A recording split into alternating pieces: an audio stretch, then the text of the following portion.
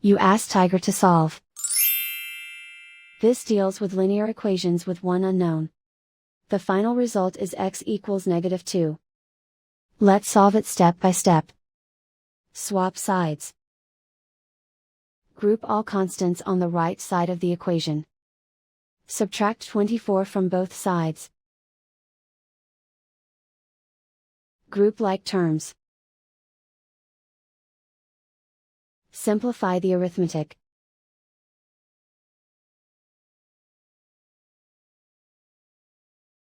Convert the x into a positive number. Multiply both sides by -1.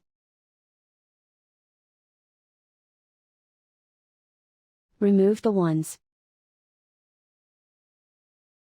Simplify the arithmetic. And so the final result is x equals -2.